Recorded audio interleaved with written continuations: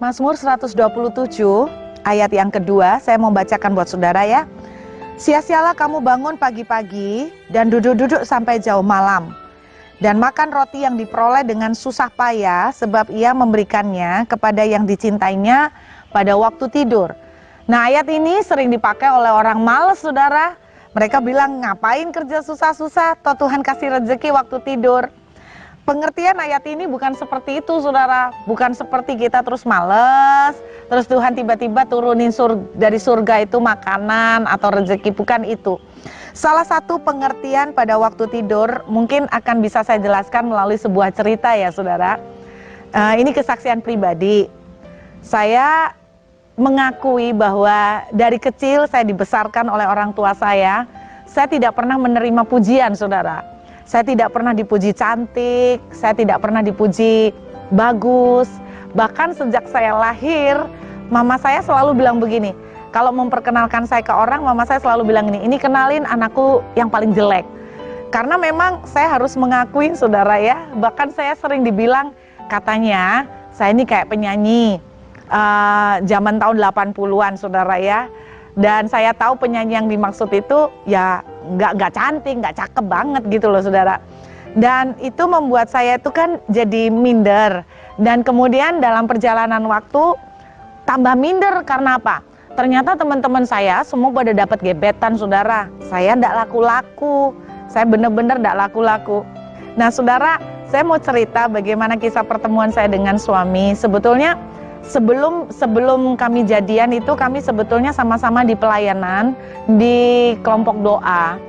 Tapi buat saya dia bukan orang yang menjadi idola saya, dan sebaliknya buat dia sama sekali nggak ngefans, saudara. Dia bilang model saya dulu tuh antik, katanya tuh kayak orang Cooper. Saudara bisa bayangin saya tuh pakai baju zaman dulu ya, itu selalu panjang-panjang. Kalau rok itu panjang sampai semata kaki, terus atasnya tuh selalu lengan panjang, dan motifnya atas sama bawah itu selalu beda, saudara. Saudara bayangin, satu kali saya pakai blouse itu motif bunga-bunga merah sama hijau. Terus kemudian rok saya itu kotak-kotak, saudara, seperti catur. Terus sepatunya kayak sepatu Bruce Lee, saudara. Ya karena kami dari keluarga tidak mampu ya, mau beli sepatu bagus tidak bisa. Nah, saudara bisa bayangkan model saya benar-benar antik kan, saudara. Kata orang itu antik, bukan cuma Cooper tapi antik. Makanya suami saya sama sekali tidak ngefans dengan saya. Sebaliknya suami saya itu yang naksir dia tuh banyak banget, saudara. Suami saya tuh kayak keturunan bule. Jadi yang naksir dia tuh banyak banget. Ada yang berusaha deketin dia pakai makanan lah, ada yang berusaha deketin dia pakai dandan yang cantik. Tapi dia sama sekali tidak bergoyah. Artinya buat dia waktu itu dia lebih suka petualangan, karena dia tuh sering diajak temennya untuk nemenin waktu kencan, apel, saudara ya. Jadi dia tuh merasa enaknya di mana kencan itu, sudah ngabisin duit, nunggu ceweknya dandan, digigit nyamuk. Jadi buat dia pacaran tuh merepotkan. Makanya dia tidak pernah berpikir soal pacaran. Dia cuma seneng petualangan, adventure, hiking, seperti itu, saudara. Nah, satu kali kami tuh dikirim ke pelayanan ke Toraja oleh bapak mentor saya. Sebetulnya yang dikirim tuh berempat, 1 cewek dan 3 cowok. Tapi tiba-tiba pada waktu di atas kapal, kami naik kapal ke Toraja dari Surabaya. Pada waktu di atas kapal, tiba-tiba 2 teman saya ini membatalkan. Alasannya sih macam-macam, katanya harus ngurus sesuatu di kampus lah. Nah, akhirnya kami berdua, dan saya tidak terlalu dekat sama dia, dan saya bilang, kita kalau gitu batal semua aja. Terus 2 teman saya bilang begini, loh jangan, nanti kamu dimarahin kakak. Akhirnya karena sungkan dan takut, akhirnya kami meneruskan berangkat, dan suami saya waktu itu bilang begini, gimana kalau kita upgrade tiket aja, karena kan namanya mahasiswa kita beli tiket yang ekonomi yang kumpul banyak orang, saudara. Nah, kita berdua sama putihnya, terus kan bahaya, saudara, itu kan sering copet ya kan, saudara, kalau kita malam tidur. Jadi suami saya bilang gini, kita upgrade aja, kita coba lihat tiket yang masuk ke kamar gitu loh. Akhirnya kami cari, ya karena mendadak, saudara, dan kru kapal cuman bilang ada 1 kamar, Bu, Mbak, tapi kamar laki-laki sudah terisi 3 kurang 2, memang masih ada tempat tinggal 2.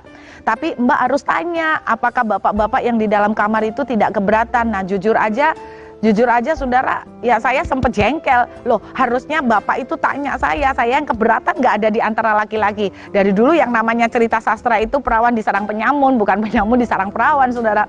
Tapi karena tidak ada pilihan lain ya akhirnya saya nggak jadi ngamuk, ya akhirnya kita koret-koret tuh kantong, ya kita masuk ke kamar dan memang bener cowok semua ya. Saya cewek satu-satunya, kemudian itu ranjangnya susun. Nah, pada waktu malam itu saudara, kami tidur, tiba-tiba suami saya jam 1 kira-kira dini hari pengen pipis. Ya otomatis dia dari atas kan turun, ranjangnya ranjang susun. Nah, ketika dia turun itu, kemudian dia kaget melihat saya tidur, dia kaget melihat penampakan. Saudara tahu apa yang dia lihat? Dia lihat saya tidur sambil ngowo, saudara. Jadi dia lihat tidur saya betul begini. Dan saudara bisa bayangin, ternyata saya tidak tahu waktu dia ngelihat saya tidur seperti itu, saudara. Dia tuh tersentak dan dia tuh sampai seperti membeku, nggak bergerak apa-apa. Terus kemudian saya sampai malu diceritain, saya bilang begini, "Loh, kamu lama liatnya?" "Ya nggak tahu, pokoknya sampai lupa kalau dia mau kencing." Berarti malu banget, saudara. Saya tidak bisa bayangin, kecantikan kan berkurang, saudara, kalau kedapatan begini kan kurang cantik gitu tidurnya, kurang cakep kan, saudara. Nah, ternyata setelah kejadian itu, waktu kami sama-sama pelayanan di Toraja selama beberapa minggu, dan setelah itu pulang balik ke Surabaya, dia tidak pernah menyangka bahwa kejadian di kapal itu ketika dia lihat saya tidur sambil ngowo nih, saudara ya. Dia tuh tidak sadar bahwa itu ternyata menimbulkan benih-benih cinta. Dan ketika saya mulai dekat dengan beberapa teman-teman cowok, dia mulai jealous, dia mulai cemburu. Nah, saudara, kalau saudara lihat bayi yang tidurnya ngowo, apa kesan yang saudara dapatkan? Saudara pasti merasa kasihan toh. Aduh. Nah, ketika dia lihat saya tidur ngowo itu, saudara, dia bilang begini, "Anak ini kok kasihan ya modelnya." Jadi karena rasa kasihan itu rupanya menjadi benih-benih cinta di beberapa waktu kemudian. Nah, saudara, jadi dari situ ternyata pantesan cewek mau ngasihin dia berusaha dengan makanan, dengan dandan, ternyata tidak bisa. Saudara, selama ini dia dijuluki gunung es, ternyata gunung es ini luluh, cuman gara-gara gua lawa, saudara. Ada bayangkan aja. Jadi siapa yang tahu bahwa kelemahannya dia adalah ketika dia melihat saya tidur ngomo begini, saudara. Sampai hari ini ketika saya sudah menikah 17 tahun gini, saudara, setiap kali saya tidur ngomo, suami saya sering ngelus kepala. Pokoknya dia kalau lihat saya ngomo itu dia merasa kasihan, dia merasa tambah sayang. Nah, siapa yang menyangka gunung es yang keras itu kelemahannya cuman begitu, saudara. Cuman karena di mulut nih ngowo gitu, saudara ya. Saudara, ya tidak kebetulan loh, kapal yang kami gunakan itu namanya lambelu, saudara. Lambelu kalau di bahasa Jawa, lambe itu mulut, saudara. Jadi kalau dibikin puisi itu keren, saudara. Di atas kapal lambelu, dia melihat lambeku, saudara, dia melihat mulut saya. Dan itulah yang menyebabkan dia kemudian akhirnya jatuh cinta dengan saya, saudara. Nah, saya ingat ayat ini, waktu kita tidur, berkat itu diberikan. Apa arti kata tidur? Pasrah, saudara. Nah, saya dalam kondisi ngomo itu kan pasrah tuh, saudara. Nah, cerita ini menjadi inspirasi buat saya.